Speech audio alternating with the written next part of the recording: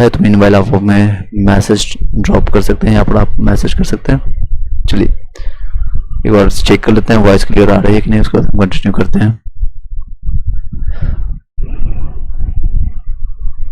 यहाँ तक हम आप लोग का कंप्लीट करवा चुके थे। लॉर्ड डलहौजी से हम आगे कंटिन्यू करेंगे। फिर से यहाँ से करते हैं कंप्लीट।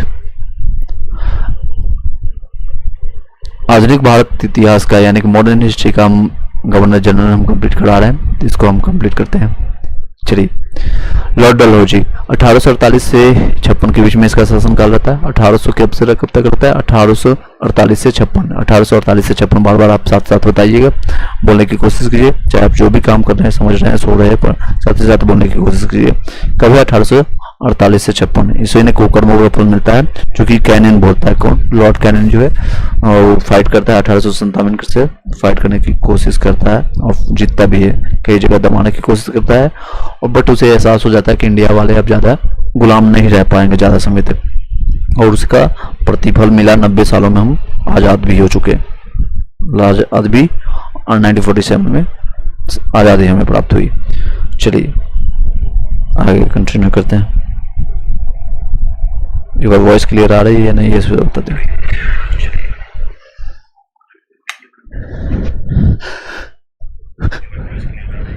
चलिए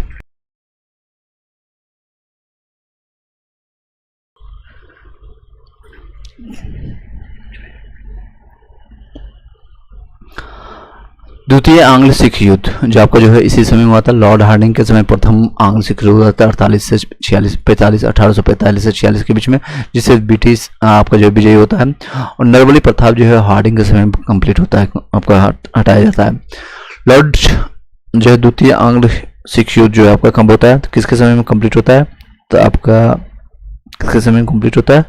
तो डलहौजी के समय में होता है।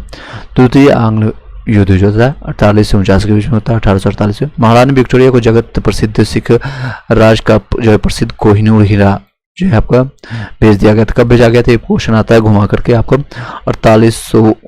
1849 में कौन किसके शासनकाल में जो कोहिनूर हीरा को भेजा गया था? महारानी विक्टोरिया के पास, जो है सिख राजा रंजीत सिंह के पास ही नहीं था, तो महारानी विक्टोरिया का भेजा गया था डलहौजी के समय, लॉर्ड डलहौजी के समय में। पंजाब का जो है ब्रिटिश शासन में विलय भी इसी समय किया गया था, इसी समय में विलय किया गया था। पंजाब का जो है इसी समय में विलय किया गया था, पंजाब का जो इसी समय में विलय किया गया था। चलिए नेक्स्ट है 1852 में लोअर बर्मा और पीगू को अंग्रेजी राज्य में शामिल किया गया था। 1852 लोअर बर्मा और पीगू को जो है अंग्रेजी शासन में शामिल किया गया था। डलहौजी सन 1850 में सिक्किम पर अधिकार कर अंग्रेजी राज्य में आपको जो है शामिल कर लिया था। तो कब किया गया था? किसके शासनकाल में? तो डलहौजी के शासनकाल में। सिक्किम में कब को किया था? 1850 में किया गया था, डलहौजी के द्वारा किया गया था। इमाम जो है कमीशन की स्थापना जो 1852 में डलहौजी के द्वारा किया गया था। इमाम कमीशन की स्थापना किसके समय में हुआ था? तो डलहौजी के समय में। किसके शासनकाल में होता है? तो डलहौजी के समय में। किसके शासनकाल में? डलहौजी के समय में। नेक्स्ट है डलहौजी, बहुत बार आ चुका है क्वेश्चन, इंपॉर्टेंट मान लीजिएगा। डलहौजी को ने व्यक्तिगत सिद्धांत यानी डॉक्ट्रिन ऑफ लैप्स दिया था। इस नीति के अंतर्गत जो है अंग्रेजी साम्राज्य में राज्य विलय किए गए थे। जो सर्वप्रथम सतारा जो किया गया था, सबसे पहले राज्य जो है कौन आया था? तो सतारा। कौन आया था? सतारा, याद रखिएगा सतारा। कौन आता है? सतारा। कौन याद रहे? साथ ही साथ बताइएगा, बोलिएगा। सबसे पहले सतारा, सबसे लास्ट आया था नागपुर, चौवन। ये दो क्वेश्चन ज़्यादा पूछा जाता है, सतारा और उसके बाद नागपुर। ऑप्शन इस तरह से आता है, सतारा हो गया, या फिर आपका जयपुर हो गया, संबलपुर हो गया, आपका बगाट हो गया आपका, या फिर उदयपुर हो गया, झांसी हो गया, नागपुर हो गया। एक आंसर साथ ही साथ इसके नागपुर से लगा हुए दे देगा जयपुर। क्या जयपुर आया था? तो बिल्कुल ही नहीं आया था, तो ये आंसर। नेक्स्ट है, तो याद रखिएगा, इस भी याद रखने की जरूरत नहीं है, सबसे पहले और लास्ट याद रख लीजिए, बाकी आप स्क्रीनशॉट ले सकते हैं। नेक्स्ट है अवध पर जो है कुशासन, ये चापलूस था, फिर भी इसका कुशासन का आरोप लगा करके किसको आपने जो है 1856 में जो है कब लाया था? 1856 में डलहौजी द्वारा जो है अंग्रेजी राज में शामिल किया गया था। फिर से बता देते हैं, अवध पर जो है कुशासन का आरोप लगा करके 1856 में डलहौजी द्वारा अंग्रेजी राज में शामिल किया गया था। उस दौरान जो है अवध का नवाब कौन था? तो वाजिद अली शाह था। वाजिद अली शाह कौन था? तो वाजिद अली शाह था। चलिए नेक्स्ट है, इसने तोपखाने के मुख्यालय को कोलकाता से मेरठ आपका 1856 में आपका स्थानांतरित किया और शिमला में सेना का मुख्यालय स्थापित किया था। तो 2 चीज़ें इसने किया था, इंपॉर्टेंट चीज़ें, कई अच्छी चीज़ें भी किसने किया था। अच्छी चीज़ों में क्या आता है, तो ये रेलवे का लिए काम किया था और जो है मुख्यालय तोपखाने इसने स्टार्ट किया था। मुख्यालय जो है मेरठ में ट्रांसफ़र किया, मेरठ यूपी में पड़ता है, कोलकाता से यूपी 1856 में लाया था। शिमला में जो है आपका जो है ग्रीष्मकालीन युद्ध, यानी कि पता है गर्मी के समय में ग्रीष्मकालीन युद्ध में जो है आपका इसको लाने का काम भी किया था इसी ने। कब किया था, शिमला में इसी के शासनकाल में आया था, शिमला में इसी के शासनकाल में आया था। चलिए नेक्स्ट है, डलहौजी ने सन 1854 के शिक्षा में संबंधित सुधार में वुड डिस्पैच को लागू किया। वुड डिस्पैच किसके शासनकाल में आया, तो आप लोग बताइए कमेंट बॉक्स में। वुड डिस्पैच किसके शासनकाल में आया, तो आपका डलहौजी के समय में। कब आया था, तो आपका 1854 में आया था। इसके अनुसार जो है प्रमुख नगरों में सरकारी कॉलेज और जिलों में एंग्लो बर्मा आपका vernacular school, Anglo vernacular school 1897 में तीनों प्रेसिडेंसी, जैसे आपका जो है कोलकाता हो गया, मद्रास जो कि वर्तमान अभी चेन्नई है, और मुंबई, आपके मुंबई अभी जो हो गया, एक एक विश्वविद्यालय स्थापित किया गया और एक एक शिक्षा निर्देशक आपका जो है निर्देश प्रत्येक प्रदेश में नियुक्त किया गया था। आप लोग को लगता होगा कि यहाँ पर अच्छा काम किया, बिल्कुल ही नहीं। इसका मकसद था कि यहाँ पर जो है छोटे छोटे चपरासी वाला काम जो है ये इंडिया से करवाए, लेबर का काम यहाँ से करवाएं, बाकी चीज़ें जो है मक्खन हम खाएं, मक्खन जो है ये खाएं, इनका मकसद ये था। लॉर्ड डलहौजी जो है खुद को लॉर्ड कहता था, लेकिन लॉर्ड है नहीं, फिर भी चलिए। डलहौजी जो है कुत्ता, इसको जो है भारत में रेलवे का जनक कहा जाता है, माना जाता है। इसने भी रेलवे को चलाने का मकसद इनका था कि ताकि जो भी माल उठा करके सोने की चिड़िया कहा जाती थी, यहाँ से उठा कर लेके जाने का जो काम करते थे, तो इनके पास ये साधन हो सके। तो इन्होंने सबसे पहले मालगाड़ी या फिर रेलवे जो है इन्होंने स्टार्ट किया था भारत में। तो रेलवे का जनक भारत में किसको कहते हैं, तो इसी को कहते हैं, डलहौजी को कहते हैं। इसके कार्यकाल में जो है भारत में पहली बार जो है 16 अप्रैल 1853 में मुंबई से थाने के मध्य जो है 34 किलोमीटर, मात्र एक ऑप्शन में आता है कितने किलोमीटर, तो 34 किलोमीटर प्रथम रेलवे चलाए गए थे। कब चलाए गए थे, 1853 में चलाए गए थे। किस तिथि को, तो 16 अप्रैल को चलाए गए थे। मुंबई से थाने चलाए गए थे 34 किलोमीटर, याद रखिएगा, फिर से बता देते हैं। 1853 आपको जो है 16 अप्रैल मुंबई से थाने 34 किलोमीटर। रेलवे का जनक किसको कहते हैं, रेलवे का जनक किसको कहते हैं, तो डलहौजी। चलिए नेक्स्ट है, नया पोस्ट ऑफिस एक्ट 1854 में पारित किया गया था। भारत में पहली बार डाक टिकट का प्रचलन बीसी के शासनकाल में। डाक प्रचलन जो है आपका जो नया पोस्ट ऑफिस एक्ट 1854 में पारित किया गया था। भारत में पहली बार डाक टिकट का प्रचलन बीसी के समय में होता है। इन्होंने प्रथम बार जो है सार्वजनिक आपका निर्माण विभाग पृथक निर्माण स्थापित किया था। चलिए नेक्स्ट चलते हैं। इन्होंने 1854 में एक स्वतंत्र विभाग के रूप में लोक सेवा विभाग की स्थापना किया था। लोक सेवा विभाग की स्थापना किसके शासन में हुआ था, तो इसी के शासनकाल में होता। इसके शासनकाल में आपका जो है कोलकाता आगरा के बीच में 1853 में पहली बार बिजली से संचालित तार सेवा की शुरुआत की गई थी। इसके शासनकाल में जो कोलकाता एवं आगरा के बीच में 1853 में पहली बार जो है बिजली से संचालित तार सेवा का जो है, पहले देखते होंगे आपका लैंडलाइन बिल तार हुआ करता था, लोग घर में एक जगह रखा रहता था, फॉर्म वहीं पर आकर के पिकअप करना पड़ता था और वहीं से आपको बात करना पड़ता था। अभी तो मोबाइल हो गया, अब तो कहीं भी कर सकते हैं। नेक्स्ट है, शिमला की ग्रीष्मकालीन राजधानी जो है डलहौजी के समय में आया, सेम चीज़ को रिपीट किया गया। चलिए नेक्स्ट है, ग्रीष्मकालीन जो है यानी कि गर्मी के समय शिमला ठंडा समय लगता रहता था और वहाँ पर जाकर के मौज करता था और कुछ नहीं, इसके कोई मकसद नहीं था। इसी के काल में 1853 में चार्टर एक्ट के दौरान कंपनी के संचालन मंडल से कंपनी के प्रशासनिक अधिकारियों की नियुक्ति का अधिकार वापस लिया। 1853 से ही अधिकारियों की नियुक्ति जो है हेतु प्रतियोगिता परीक्षा की व्यवस्था की गई और इसकी उम्र की सीमा जो है 18 से 23 वर्ष रखी गई।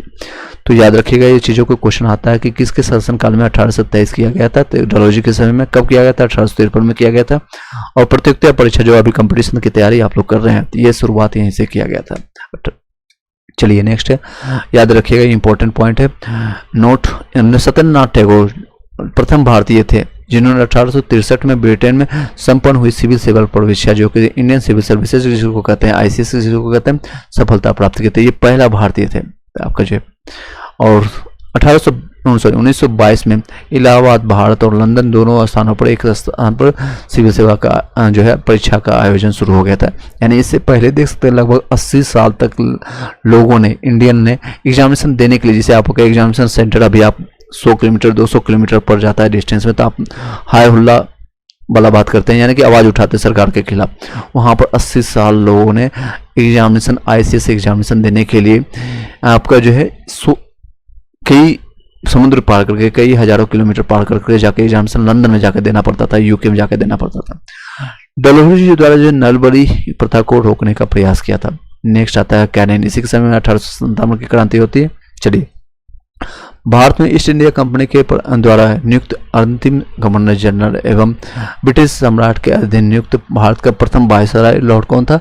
लॉर्ड आपका जो है, खुद को ये भी लॉर्ड कहता है लेकिन लॉर्ड है ना, कैनिन था। कौन था? कैनिन था।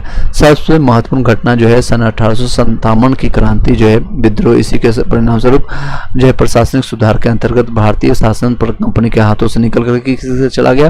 तो ब्रिटिश सरकार के नियंत्रण में चला गया था। क्वेश्चन आया है कई बार कि आपको किसके शासन काल में जो है भारतीय शासन कंपनी जितने भी है भारतीय शासन कंपनी के हाथों से निकल कर किसके? ब्रिटिश शासन के नियंत्रण में चला गया। तो शासन किसका था? तो लॉर्ड कैनिन। कई लोग इसमें लॉर्ड डलहौजी मार देंगे। कुकर्मों का फल यहाँ कि कैनिन को मिलता है। चलिए नेक्स्ट है बेथवन। आपका डॉक्ट्रिन ऑफ लैप्स की, यानी कि राज विलय की नीति का अब जो है समाप्त कर दिया गया। जो डलहौजी ने किया था उसको समाप्त कर दिया गया था, क्योंकि एक साल में काफी कुटाई हो गई थी। कुटाई इन द सेंस की 1857 की क्रांति में अंग्रेजों को काफी नुकसान हुआ था, इंडियन के साथ साथ उनका भी। इसके शासनकाल में जो है इंडियन हाई कोर्ट एक्ट पारित हुआ। इस एक्ट के तहत मुंबई, कोलकाता, मद्रास में एक उच्च न्यायालय की स्थापना हुई थी। ये मैंने बता दिया। इसके शासनकाल में हिंदू विधवा पुनर्विवाह अधिनियम 1856 में स्वतंत्र रूप से लागू किया गया था। जो विधवा जो है पूर्ण रूप से आप अपना शादी कर सकते हैं। इसके कार्यकाल में 1857 में महालेखा परीक्षक पद बनाया गया था। महालेखा परीक्षा अभी भी पोस्ट ये देखने को मिलता है, जो स्वतंत्रता के बाद भी नियंत्रण और महालेखा के परीक्षक कहलाए थे। भारत शासन अधिनियम 1858 के तहत मुगल सम्राट के पद को समाप्त कर दिया गया था पूरी तरह से। और दो चीजें हुई थी, एक तो मुगल सम्राट को खत्म कर दिया गया था और भारत के जो है आपका जो है शासन जो कंप्लीट करके ब्रिटिश शासन आपका नियंत्रण में आ गया था। मैकाले के द्वारा जो है प्रारूप दंड संहिता 1858 में 58 में एक कानून बना दिया गया था, जिसमें सन 1859 में अपराध विधान आपका संहिता लागू की गई थी। इंडियन काउंसिल एक्ट 1861 में पारित किया गया था और पोर्टफोलियो प्रणाली लागू की गई थी। लॉर्ड एल्गिन 1862 से 63 में हुआ था। बहाबी का जो है आपका आंदोलन का दमन किया गया था, जो कि पटना से शुरू हुआ था और आपका लखनऊ और काफी जगह में हुआ भी था। चलिए, बहाबी को जो आपका जो है इसको दमन किया गया, यानी खत्म कर दिया गया था। 1863 में लॉर्ड एल्गिन के समय में एक दो इंपॉर्टेंट चीजें हुई थी। एक तो बहाबी आंदोलन को दमन किया गया था, दूसरा आपका इसकी धर्मशाला जो है हिमाचल में मृत्यु हो गई थी। लॉर्ड एल्गिन की जो है धर्मशाला में जाकर इसकी मृत्यु होती है, बस और कोई काम करता नहीं है, एक साल में उसकी मृत्यु हो जाती है। नेक्स्ट आता है लॉर्ड लॉरेंस। सब यही के अंदर है, लॉर्ड है नहीं, चल फिर भी लॉरेंस के बारे में जानते हैं। चलिए, अभी एक बिश्नोई लॉरेंस फेमस है। I don't know title Bishnoi Lawrence किस तरह से लगा, आप लोग कमेंट बॉक्स में बताइएगा अगर आपको जानकारी होगा तो।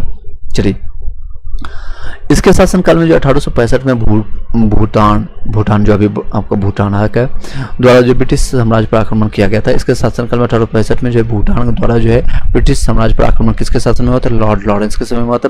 अफगानिस्तान के संबंध में उन्होंने हस्तक्षेप की नीति अपनाई, जिसको शानदार निष्क्रियता के नाम से जाना जाता है।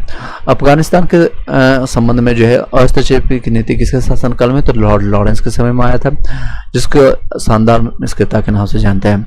इसके समयावधि में उड़ीसा में सन 1866 में और बुंदेलखंड और राजपुताना 1868 से 69 में भीषण अकाल पड़ा। इसके द्वारा हेनरी के कैंपबेल के नेतृत्व में एक अकाल आयोग का गठन किया गया। भारत और यूरोप के मध्य प्रथम समुद्री टेलीग्राम सेवा 1865 में लॉर्ड लॉरेंस के द्वारा शुरू किया गया था। भारत और यूरोप के मध्य जो है प्रथम समुद्री टेलीग्राफ जिसको कहते हैं 1865 में लॉर्ड लॉरेंस के द्वारा शुरू किया गया था। लॉर्ड मेयो 1869 से 72 के बीच में, लॉर्ड मेयो जो है आपका 1869 से 72 में अजमेर में मेयो कॉलेज की स्थापना लॉर्ड मेयो द्वारा 1872 में किया गया था। कब किया गया था? 1872 में किया गया था। इन्होंने एक कृषि विभाग की स्थापना की 1872 में की गई थी। एक अफगान द्वारा 1872 में चाकू मार करके इसकी हत्या कर दी गई थी। ये क्वेश्चन आता है कौन सा एक अंग्रेजी शासन है जिसका जो है मृत्यु हो जाती है शासन में, तो आपको मारा जाता है, तो वह है लॉर्ड मेयो। यही होता है, कौन होता है? लॉर्ड मेयो होता है। चलिए, भारत में अंग्रेजों के समय अवधि में प्रथम जनगणना जो है इसी समय में होता है 1872 में लॉर्ड मेयो के शासनकाल में स्टार्ट होता है। एक क्वेश्चन कई बार आ चुका है, प्रथम बार जो है फर्स्ट टाइम जो है आपका जनगणना किसके शासनकाल में स्टार्ट हुई थी, लॉर्ड मेयो के समय होता है। और रेगुलर किसके समय में होता है, रिपन के समय में होता है, जो कि आने वाले समय बताएंगे। नेक्स्ट है लॉर्ड, आपका लॉर्ड हटा देते हैं नॉर्थवुक है 72 से 76 के बीच में 4 साल रहता है इसमें। इसकी तो मृत्यु हो जाती है 3 साल में, क्योंकि एक अफगानी जो है इसने मृत्यु चाकू घोर पर करके इसको मार देता है। चलिए नेक्स्ट है, इसकी अवधि में बंगाल में भयानक अकाल पड़ा था। तो बंगाल में भयानक जो है आपका अकाल जो है बंगाल में, क्योंकि इसमें राजधानी वहीं हुआ करती थी, नॉर्थवुक में आप आया था। इन्होंने भ्रष्टाचार के आरोप में बड़ौदा के मालवाड़ आपका गायकवाड़ जो आपका ऋतु गायकवाड़ जो आता है, इससे आपको रिलेट कर सकते हैं, जो कि चेन्नई सुपर किंग में पहले खेलते थे, अभी वर्तमान में पता नहीं क्या सिचुएशन है। मालवाड़ जो है गायकवाड़ को आपको पदयुक्त करके मद्रास भेजा गया था इनको। चलिए नेक्स्ट है आपका लॉर्ड नॉर्थवुक द्वारा जो है यह घोषणा की, मेरा उद्देश्य करों को हटाना एवं अनावश्यक वैधानिक कार्रवाइयों पर रोक लगाना है। लॉर्ड नॉर्थ पे ये क्वेश्चन आता है, मेरा उद्देश्य जो है यानी कि करों यानी टैक्स को हटाना एवं अनावश्यक आपका वैधानिक जो है कार्रवाइयों पर रोक लगाना है। तो ये किसका कथन है, तो लॉर्ड आपका नॉर्थवुड का है। बंगाल का प्रसिद्ध कूका आंदोलन जो है इन्हीं के कार्यकाल में, कूका आंदोलन कई बार पूछा जाता है, तो ये पंजाब का कूका आंदोलन किसके बीच में, कूका एक कुकी आंदोलन भी है। तो कूका कुकी आप लोग कमेंट बॉक्स बताइए क्या डिफरेंस है दोनों में। तो कूका आंदोलन किससे संबंधित है, तो यह पंजाब से है, और किसके शासनकाल में, तो नॉर्थवुक के शासनकाल में होता है। इसके कार्यकाल के दौरान जो है सुएज नहर के खुल जाने से भारत और ब्रिटेन के मध्य में जो है व्यापार काफी वृद्धि हुई थी। तो सुएज नहर किसके शासन में खुला था, सुएज नहर आपका जो है नॉर्थवुक के शासन में। नेक्स्ट आता है लिटन आपका जो है आपका 1876 से 80 के बीच में 4 साल इसका शासनकाल रहता है। ये एक प्रसिद्ध साहित्यकार, उपन्यासकार, निबंध लेखक तथा साहित्यक, आज में इन्हें ओवन मैरिडीन के नाम से जाना जाता है। इसके समय में मुंबई, मद्रास, हैदराबाद, पंजाब, मध्य भारत आदि में भयानक अकाल पड़ा था। लिटन द्वारा जो है रिसर्च स्ट्रेटजी की अध्यक्षता में एक अकाल आयोग की स्थापना की गई थी। 1 जनवरी 1877 को दिल्ली दरबार का आयोजन किया गया, जिसमें ब्रिटेन की महारानी विक्टोरिया को केसरे हिंद की उपाधि से सम्मानित किया गया था। याद रखिए केसरे हिंद की उपाधि से सबसे पहले किसको दिल्ली दरबार में दिया गया था, समय आपको भी दिया जाएगा 1857 में। तो उसका शासनकाल कौन सा है, तो शासनकाल आपका जो है लॉर्ड लिटन के समय में, लॉर्ड नहीं कहिए इसको, सीधे कहिए ये आपका लिटन के समय में किया गया था। नेक्स्ट इसकी समय अवधि में जो है 1878 में आर्म्स एक्ट पारित किया गया था। आर्म्स एक्ट किसके समय में पारित किया गया था, तो लिटन के समय में किया गया था। कब किया गया था, 1878 में। इसके फलस्वरूप जो भारतीयों द्वारा अपने पास हथियार रखने का अधिकार जो है छीन लिया गया था। लिटन द्वारा जो 1858 में, लिटन द्वारा जो 1878 में 58 में भारतीय समाचार पत्र अधिनियम वर्नाकुलर प्रेस एक्ट जिसको कहते हैं, पारित कर भारतीय समाचार पत्रों पर कठोर प्रतिबंध लगाए। विशेष करके यह कानून राष्ट्रवादी व्यापार समाचार पत्र सोम प्रकाश को प्रतिबंधित करने हेतु लगाया गया था। किसको जो है टारगेट किया गया था, तो टारगेट किसी न किसी को किया जाए। जैसे अभी पॉलिटिक्स की बात करें तो बिहार में टारगेट किया जाता है, जैसे आप जन स्वराज आपने देखे होंगे प्रशांत किशोर द्वारा स्टार्ट किया गया। तो किसको टारगेट किया गया, तो वो सबको टारगेट कर रहे हैं। कभी आपको कुर्सी कुमार को टारगेट कर लेते हैं, कभी वो मोदी जी को टारगेट कर लेते हैं, तो कभी आप 9th फेल वाले जो हैं चारा चोर का बेटा जो है उसको टारगेट करके मतलब सभी को धो डालते हैं। सही है या गलत आप लोग कमेंट को उसमें बताइएगा, जनता मालिक है।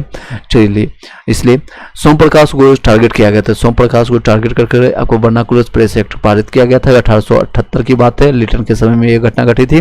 सिंपल बात में बात है, कंप्लीट कर दे। इस कानून में जो प्रावधान किया गया था, अगर किसी अखबार में कोई भी आपत्तिजनक चीज छपती है तो सरकार उसकी प्रिंटिंग प्रेस सहित सारी संपत्ति भी जब्त कर लेगी। सोच सकते हैं कि इस तरह से कानून बना हुआ था। नेक्स्ट है नाइनियर अखबार द्वारा जो है वर्नाकुलर प्रेस एक्ट 1878 का समर्थन किया गया। तो कोई ना कोई एक होता है चापलूस समर्थन करने वाला होता है।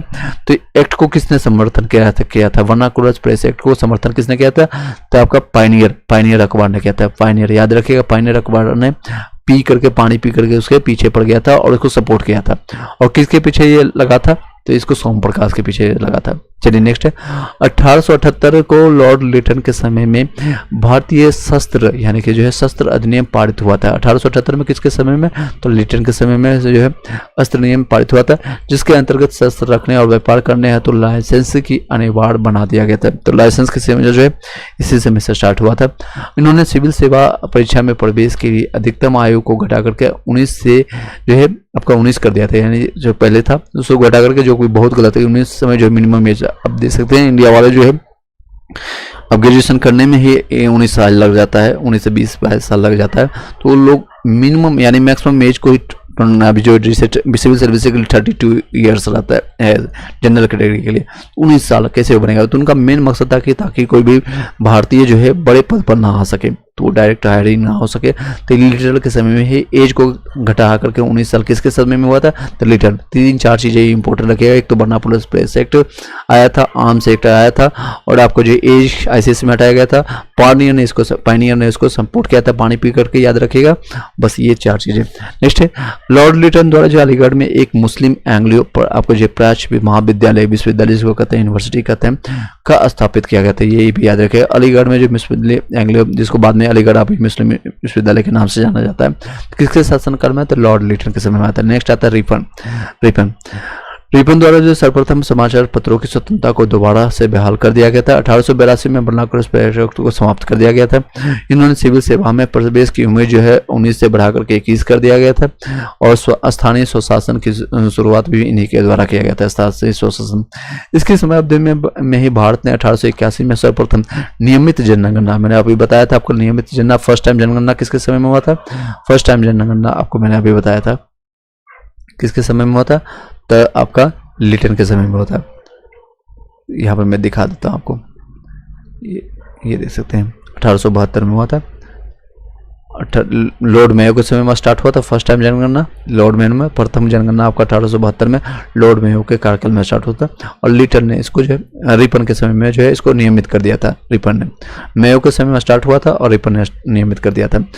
तब से लेकर के अब तक जो है प्रत्येक 10 वर्ष के अंतराल में ये जनगणना होती है। आज भी देख सकते हैं जनगणना हर 10 साल में होती है। अभी हालांकि वर्तमान में 2021 का जनगणना भी नहीं आया है, क्योंकि कोविड का ये झांसा देकर के अभी तक कुछ भी संपन्न नहीं किया गया। नेक्स्ट लॉर्ड रिपन द्वारा जो है आपका 1881 में प्रथम कारखाना जो अधिनियम लाया गया था। प्रथम कारखाना अधिनियम 1881 में किसके द्वारा लाया गया था, लॉर्ड रिपन के द्वारा लाया था। रिपन की समयावधि में शैक्षिक सुधारों के तहत विलियम हंटर की अध्यक्षता में ये एक आयोग गठित किया गया था। इस दौरान यूरोपियों के विरुद्ध भारतीय न्यायाधीशों द्वारा मुकदमे की सुनवाई हेतु वट विधेयक पारित आपको प्रस्तुत किया गया था, किंतु यूरोपवासियों के प्रबल विरोध के कारण इसे वापस लेना पड़ा। अंग्रेजों द्वारा इस विधेयक के विरोध में श्वेत विद्रोह का नाम दिया गया था। किसका नाम दिया गया था, तो श्वेत विद्रोह का नाम दिया गया था। नेक्स्ट फ्लोरेंस नाइटिंगेल को भारत का उद्धारक के रूप में जाना जाता है। फ्लोरेंस नाइटिंगेल ने जो है रिपन को बताया था, लॉर्ड रिपन को बताया था भारत के उद्धारक, क्योंकि ये थोड़ा उद्धारक मतलब कि अंग्रेज भारतीयों के बारे में सोचता था। एटलीस्ट इन्होंने कई काम किए थे, जैसे आपको बर्नाकुलर प्रेस एक्ट को हटाया गया था, सिविल सर्विसेज का एज बढ़ाया था, समाचार पत्रों पर जो प्रतिबंध था उसको हटाया था, और आपका नियमित जनगणना इसने स्टार्ट किया था। जनगणना जो है पहली बार 1872 में स्टार्ट हुआ था, और कारखाना अधिनियम लाया था। कई चीज मतलब कि ये चाहता कि मतलब कि अंदर से किया था तो किसी को नहीं पता है, अंदर में किसी को आज भी नहीं पता चलता है कि आपके जो भी नेता है, चाहे आपके मोदी से लेकर के आपका कोई भी हो वर्तमान में, चाहे बिहार का हो, वो अंदर से क्या सोचता है किसी को नहीं पता, लेकिन वो एटलीस्ट सोचता था, एटलीस्ट करने की कोशिश करता था। चलिए नेक्स्ट है, तो इसलिए सुनो किसने कहा था, ये क्वेश्चन आया है। तो भारत के उदाहरण के रूप में किसको कहा जाता है, रिपन को कहा जाता है। किसने कहा था, ये फ्लोरेंस नाइटिंगेल ने कहा है। नेक्स्ट है लॉर्ड डफरिन, 1884 से 88 के समय में, ये भी इंपॉर्टेंट है क्योंकि इसी समय में कांग्रेस की स्थापना होती है। याद रखिएगा, यहाँ मैं लिख देता हूँ, कांग्रेस की स्थापना इसी के शासनकाल में होता है। कांग्रेस इसके शासनकाल में तृतीय जो है आंग्ल बर्मा युद्ध होता है 1885 से 88 में हुआ, एवं बर्मा को अंतिम रूप से ब्रिटिश राज में मिला लिया गया था। इसके शासनकाल में जो है तृतीय आंग्ल बर्मा युद्ध किसके शासनकाल में हुआ था, डफरिन के समय में हुआ था।